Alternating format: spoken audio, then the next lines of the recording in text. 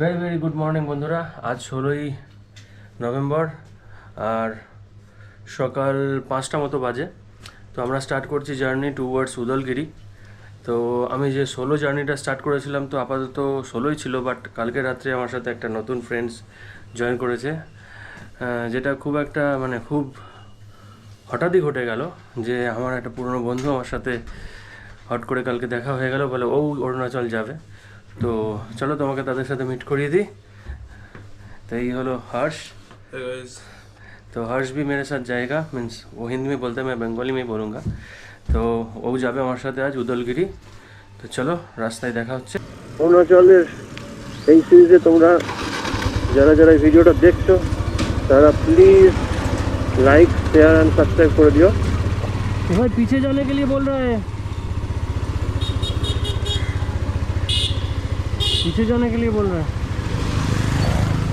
चलो very good morning from Siliguri. সকাল 6:30 বাজতে যাচ্ছে আর আমরা শিলিগুড়ি থেকে বেরিয়ে পড়েছি টুয়ার্ডস উদলগিরি। এখন প্রথমেই আমাদের একটা পেট্রোল পাম্প দেখতে হবে। পেট্রোল পাম্প দেখে সেখানে একটু ফিল আপ করিয়ে নেবো গাড়িগুলোকে একটু খাওয়া দাওয়া করিয়ে তারপরে উঠে যাব রোডে। তার আগে যদি একটু চায়ের দোকান পাই, এখানে তো যথেষ্ট ঠান্ডায় পড়েছে। কাল রাত খুব একটা ঠান্ডা ছিল না, আর সকাল সকাল উঠে দেখছি বাইরে বেরিয়ে বেশ ঠান্ডা। কি অবস্থা শিলিগুড়িতে সকালবেলাতেই এত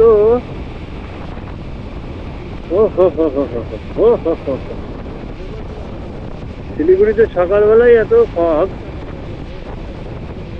সামনে দেখা যাচ্ছে না। তাহলে ওইদিকে কত ফগ হবে, কিছুই দেখা যাচ্ছে। দেখো সামনে কুকুরগুলো বসে আছে, দেখতেই পাচ্ছি না।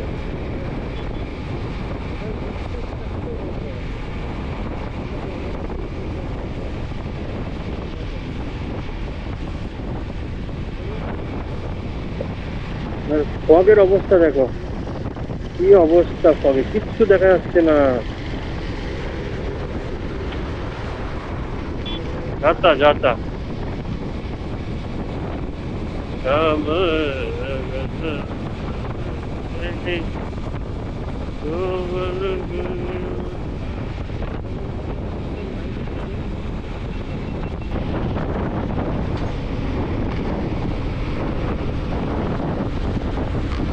এখন উঠে গেছি একটা ব্রিজে। ব্রিজটা বেশ সুন্দর, কি ব্রিজটার নাম এটা জানি না।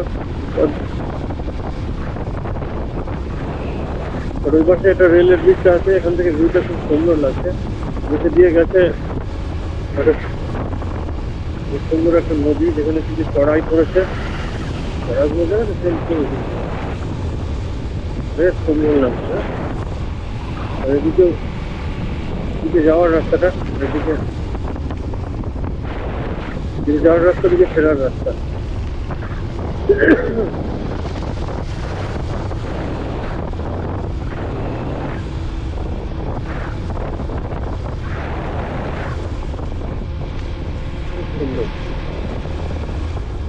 রাস্তা আজকে তো দিয়েছি না, এই অভ্যাস খারাপ হয়ে যাবে। হ্যাঁ, কারণ এত ভালো রাস্তায় চালালে একটা ইঞ্জিনের চলে আসে না। এরপর পরে যখন ওই শিলিগুড়ি থেকে বাড়ি ফেরার পথ হবে, NH-34 যেটা বলে, ওই রাস্তায় খারাপ তো আছেই, ভালো আছে খারাপ আছে।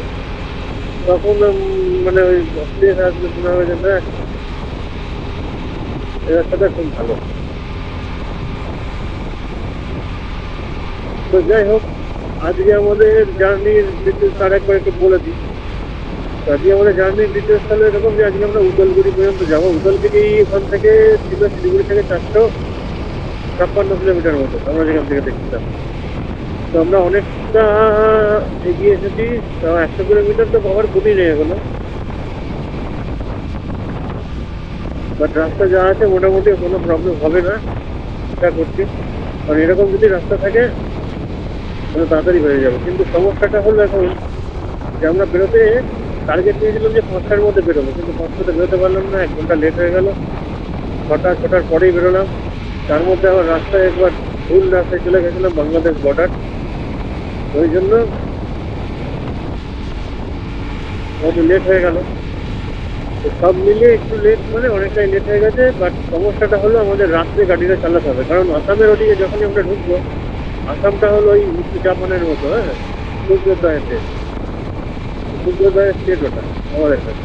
তো ওখানে সূর্যটা খুব তাড়াতাড়ি ওঠে আর অস্ত তাড়াতাড়ি যায়, তো সেই জন্য কি হবে, 3-4টের মধ্যেই সন্ধ্যে লেগে যাবে।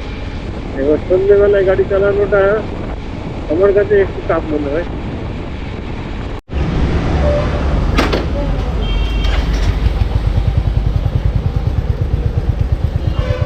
চলো এই দোকানটা একটু আমরা খাওয়া দাওয়া করে নিলাম এখন। তো ধূপগুড়ি আমরা পার করে ফেলেছি। এখন সামনে গিয়ে একটা ডান দিকের রাস্তা নিয়ে এগোতে হবে।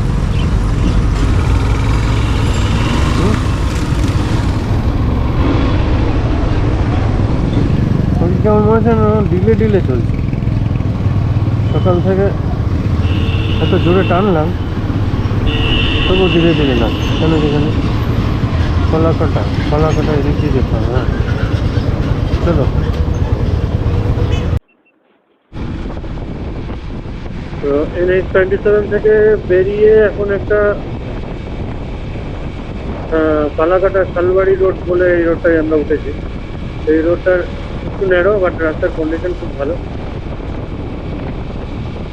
চারিদিকে সবুজ ক্ষেত, কোথাও স্বর্ণালীর ধান, আর এর মধ্যে দিয়ে এই সুন্দর রাস্তাটায় আমরা যাচ্ছি। এই পাশে আবার শালুক ফোন করেছি, বাহ! এই যে ধান এখনো কাটা হয়নি, সবুজ হয়ে গেছে, গোল্ডেন কালারটা হয়ে গেছে।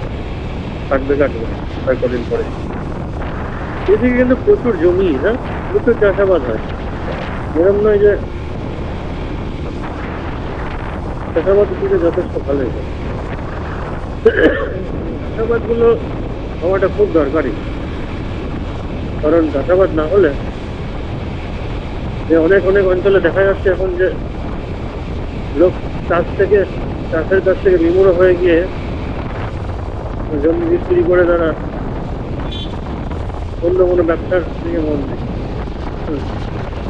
বাট এই জিনিসটা ভাবতে হবে যে যদি এইভাবেই চলতে থাকে, তাহলে কিন্তু শহরে একটা খাদ্য সংকট দেখা দিতে পারে। কারণ আমাদের পশ্চিমবঙ্গ একটা কৃষি প্রধান রাজ্যের মধ্যে পড়ে, যেখানে ধান উৎপাদন, গম উৎপাদন, পাট উৎপাদন আমাদের একটা নাম। বর্তমানে সেগুলোর কোন জায়গায় আছে আমি ঠিক জানি না। এইভাবে জমিগুলো যদি আমরা নষ্ট করে ফেলি, তাহলে কিন্তু ওটা সংকটময় পরিস্থিতি তৈরি হতে পারে। ওই জন্য সেগুলোর দিকে একটু নজর দেওয়া দরকার। যাই হোক, আমরা উদয়নপুর পাঠাগারের সামনে দিয়ে বেরিয়ে গেলাম। এখন হলো স্টেশন শালবাড়ি। এটা শালবাড়ি স্টেশন সামনেই আসছে, একটু মার্কেট এরিয়া অঞ্চল।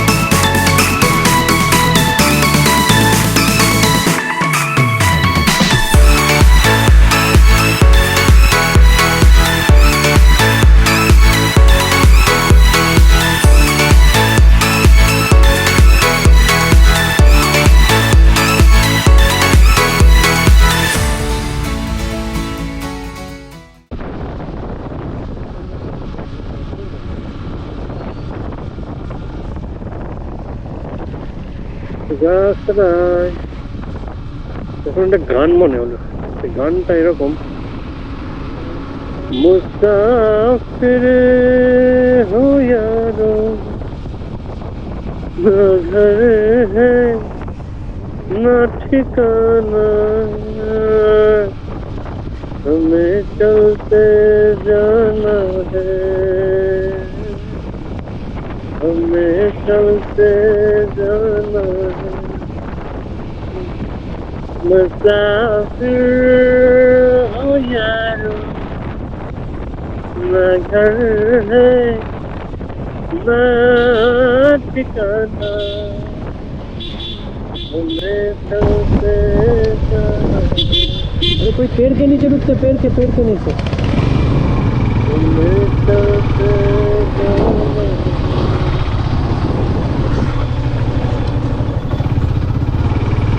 मुसाफिर हो यारो মনোয়াপুল, জায়গাটার নাম হলো মনোয়াপুল।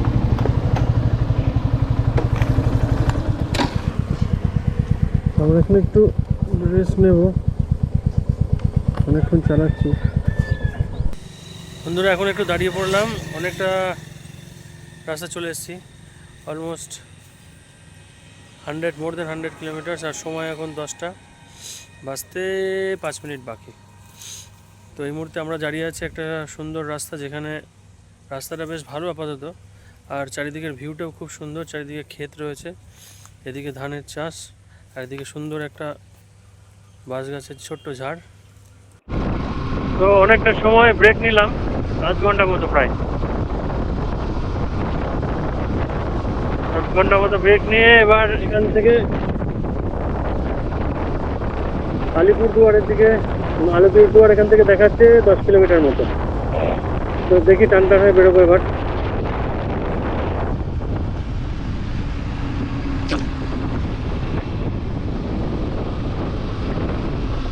রাস্তা ছিল না,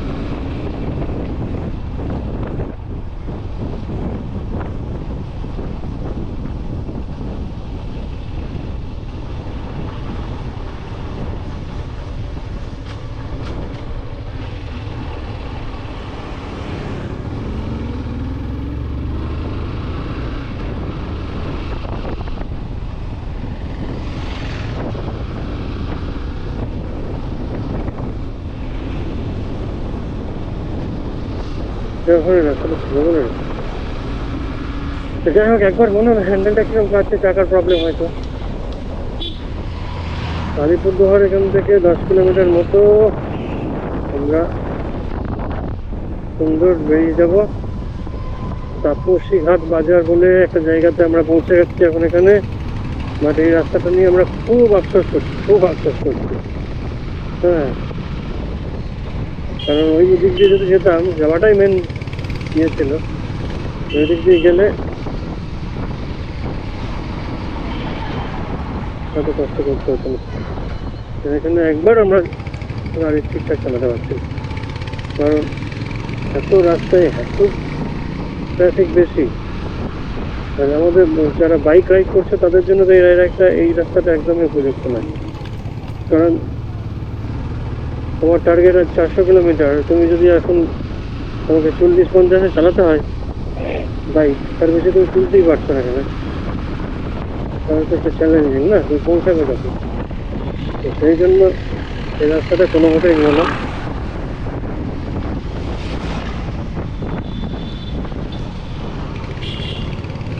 তোমরা ঘুরে যাও ওই হাসিমারা জঙ্গলের ওই পাশটা দিয়ে। হাসিমারা যে রাস্তাটা আছে না, জায়গাও ওই দিক দিয়ে যাওয়া যায়। মানে মেনলি যেটা হলো সেবাগ রোড হয়ে, সেবাগ রোড থেকে বেরিয়ে গিয়ে পাহাড়ের দিকে উঠে ডান দিক দিয়ে যেতে সুন্দর ভিউও পাবে, রাস্তাও ভালো।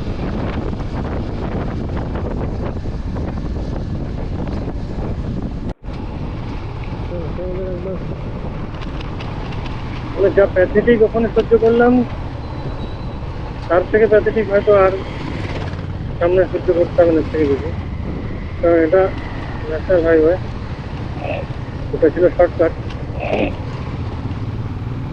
ন্যাশনাল হাইওয়ে দিয়েও দুদিক দিয়ে রাস্তা দিয়ে গাড়ি যাচ্ছে, তারপরে রাস্তা বন্ধ আছে। মাখন রাস্তা সবাই বললো, ইউটিউবে সবাই বলে যে খুব মাখন রাস্তা, খুব মাখন। মাখন তো দেখলাম তো, মাখন ছানাও হয়ে গেছে, রাস্তা মাখন ছানা হয়ে গেছে। এই তো অবস্থা, মাখন রাস্তাটা এখন ছানা হয়ে গেছে।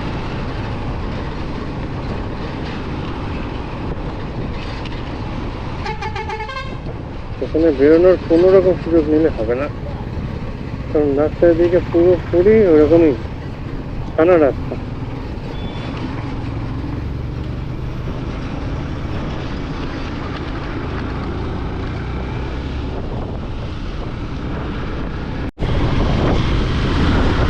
অনেকক্ষণ পর আবার ন্যাশনাল হাইওয়ে 27 উঠে পড়লাম।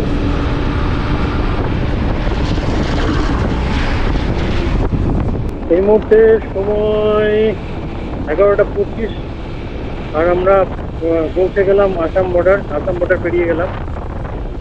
তো এদিকে রাস্তা একদম মাখন পাওয়া যাচ্ছে, জানা নয়। এখানে লিখেছে পিওর জেনুইন অফ আসাম, মানে যেটা মানে তেলের ব্যাপার বলছি। তো আসামে তেলের দামটা একটু কম শুনেছি আমি, সেটা দেখতে হবে। এখানে টোল রোড হেড লেখা আছে, সামনে টোল রোড আছে। তো আমরা এখন আসামে ঢুকে পড়লাম। সামনে আসাম বর্ডারের চেক পয়েন্ট একটা পেরোলাম, দেখলাম আর আছে নাকি জানি না। আমরা ঢুকে গেছি এখন আসামের মধ্যে। সময় এখন 12টা 10, আর আমরা রয়েছে এখন NH-27-এ, আর পাস করছি কালী ব্রিজ। দুপুরবেলা এখানে সূর্যের তাপ তো আছে, বাট ততটা গরম লাগছে না। জ্যাকেট পরে আছে তবু গরম লাগছে না, কিন্তু সূর্যের যে আলোটা সেটা কিন্তু একটা অন্যরকম পরিবেশ সৃষ্টি করে। মানে সূর্যের আলো এই সবুজ পাতায় পড়ে, সোনালি ঘাসের মধ্যে পড়ে একটা অন্যরকম রিফ্লেকশন রয়েছে পরিবেশ চারিপাশে।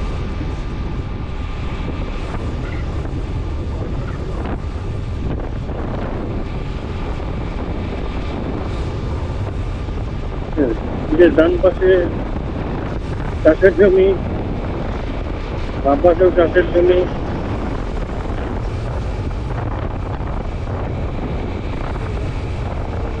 মানে এখানে কিরকম হচ্ছে আমি বলি, একটু করে যাচ্ছি, খুব সুন্দর রোদ্দুরের আলো। আবার একটুখানি যাওয়ার পরে দেখছি রোদ্দুরের আলো বন্ধ হয়ে গেল। এই রোদ্দুরের আলো বন্ধ হয়ে যাচ্ছে তখন কিন্তু বেশ ঠান্ডা লাগে। আবার রোদ্দুর তো যখন থাকছে তখন ঠিকঠাক গরম, যেমন হয় অ্যাকচুয়ালি পাহাড়ে। তো সব ঠিক আছে। এখন টান বনগাঁই গাঁওয়ের একবারে যদি পৌঁছাতে পারি খুব ভালো, মাঝখানে একটাও ব্রেক নেবো না। বনগাঁই গাঁও এখান থেকে দেখাচ্ছে 75 কিলোমিটার মতো। তো এখন আমাদের 250 কিলোমিটার মতো বাকি, 250 একটু কম হবে। তো বনগাঁও গাঁয়ে রুকে যদি মানে খাওয়া দাওয়ার ব্যাপারটা থাকে, একটুখানি খেয়ে নেবো দুপুরের খাবার। ঈদে তো অতটা পাইনি কখনো। আমাদের দিকে কিভাবে রাস্তা বানায়, প্রত্যেকবার ভেঙে যায় আর চাপটি মারা। আর এখানে দেখো রাস্তায় বানানো হয়েছে কোথাও চাপটি মারা, বুঝতে পারছেন? রাস্তা খুব ভালো এখানে। রাস্তা ভালোর সাথে সাথে বলতে হবে যেখানকার সিনিক বিউটিটাও খুবই সুন্দর, কারণ দুপাশ দিয়ে এত সুন্দর গাছ লাগানো রয়েছে, বেশ ভালো লাগছে। আর তোমরা যারা এই ভিডিওটা এখনো পর্যন্ত দেখছো তারা অবশ্যই সাবস্ক্রাইব, লাইভ একটু করে দিও, কারণ তোমাদের সাপোর্টটা খুব দরকার। এই আবার যে শুরু হয়ে গেল টার্মেক রাস্তা, পিচ দিয়ে বানানো। এখানে চাপটি লাগানোর চেষ্টা, ওই যে ডান পাশে লাগিয়েছে চাপটি।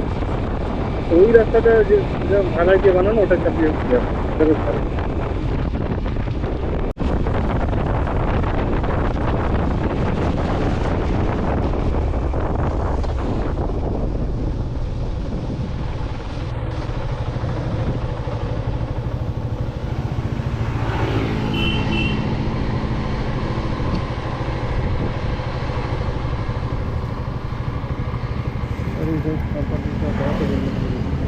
তো এখন সময় বেজেছে 1:30। তো এখন আমরা আবার একটু দাঁড়ালাম। আমরা বনগাইগাঁও পৌঁছে গেছি মোটামুটি। এখন বাকি মোটামুটি 190 কিলোমিটার মতো উদালগুড়ি দেখাচ্ছে। তো এই ঘন্টা 3-4 হয়তো লাগতে পারে, 3 ঘন্টার মধ্যে পৌঁছে যেতে পারি আমরা। তো 3 ঘন্টা মানে 4টে 5টা ধরে রাখো, তো 5টার মধ্যে পৌঁছে যাব। তো একটু সামান্য ব্রেক নিয়ে এবার এগোচ্ছি। তো চলো সামনে গিয়ে দেখা হচ্ছে।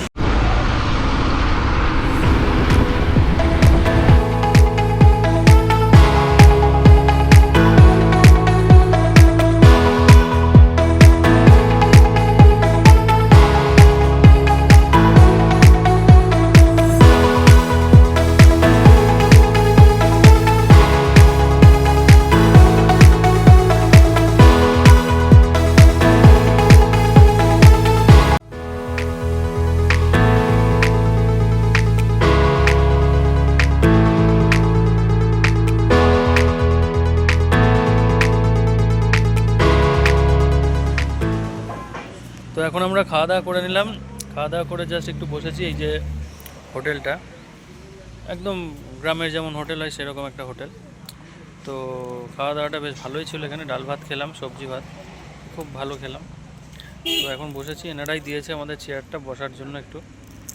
তো বেশ ভালোই লাগছে। সামনে রাস্তা আর আমরা এখানে বসে একটুখানি জিরিয়ে নিচ্ছি। তো দেখো সময় এখন 3টে বাজে। আমরা জাস্ট দুপুরের খাওয়া দাওয়াটা সেরে বেরিয়ে পড়লাম আবার রাস্তায়। একটু জিরিয়ে নিয়েছি যথেষ্ট।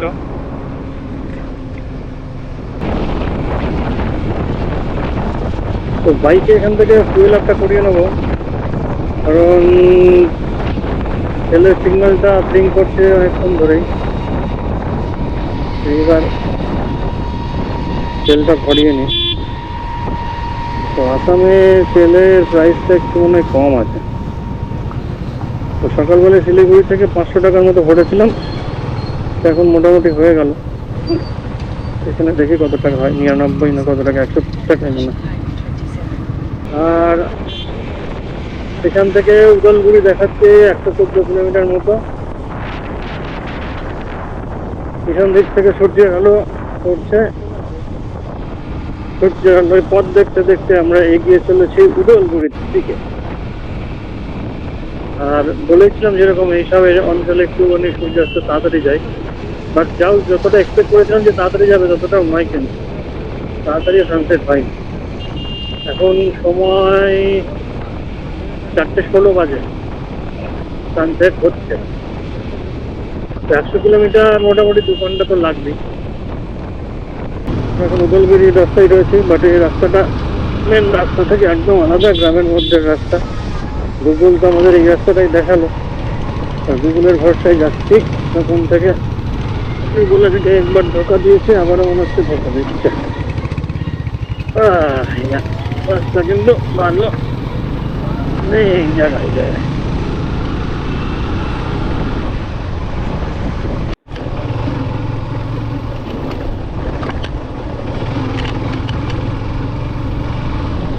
উদালগুড়ি যেতে গিয়ে আমাদের অবস্থা শেষ। গ্রামের মধ্যে দিয়ে সরু রাস্তা, অন্ধকার হয়ে গেছে অলমোস্ট কি অন্ধকারই প্রায়। আর তার মধ্যে রাস্তার তো এই অবস্থা। কিছুটা রাস্তা ভালো পাচ্ছি, কিছুটা রাস্তা এরকম পাচ্ছি। ঠিক আছে,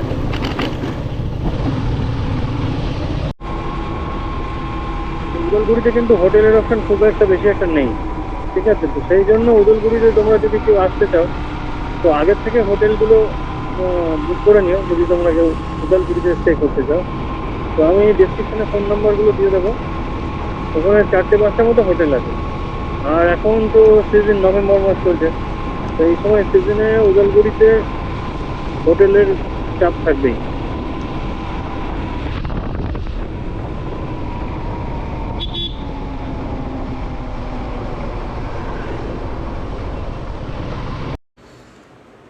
তো বন্ধুরা চলে এসেছি উদলগিরি অনেক কষ্টে। রাস্তায় খুব মানে ভীষণ অ্যাডভেঞ্চার হয়েছে আজকে, কারণ যে উদলগিরির রাস্তাটা আমরা পেয়েছিলাম সেটা একটা মানে গ্রামের মধ্যে দিয়ে ছিল। হ্যাঁ, স্টেট হাইওয়ে বলছিল ওটা, SH7 বলে সামথিং। তো সে রাস্তাটা তো রাস্তা বলাই চলে না, মানে মোটামুটি 20 থেকে 30 কিলোমিটার আমরা শুধু ওই উইদাউট রাস্তাতেই চালিয়েছি। তো মানে খুব কষ্ট হয়েছে। তো তারপরে কষ্ট হওয়ার পরেও মোটামুটি সন্ধ্যে তো হয়েই গেছিলো, 6টা বেজে গেছিলো। 6টার পরেও প্রায় 70 কিলোমিটার আমি ওরকম অন্ধকারের মধ্যে দিয়ে চালালাম। তো বেশ ভালোই হয়েছে, পূর্ণিমার রাতের চাঁদে আলোতে দেখতে দেখতে খুব সুন্দর গেছি আমরা। এটা খুব অ্যাডভেঞ্চারাস হয়েছে। ভিডিও যদি ভালো লাগে তো একটু লাইক করে দিও, সাবস্ক্রাইব করে দিও, আর পরবর্তী সিরিজগুলো অবশ্যই দেখো। তো আজকের জন্য গুড নাইট, টাটা।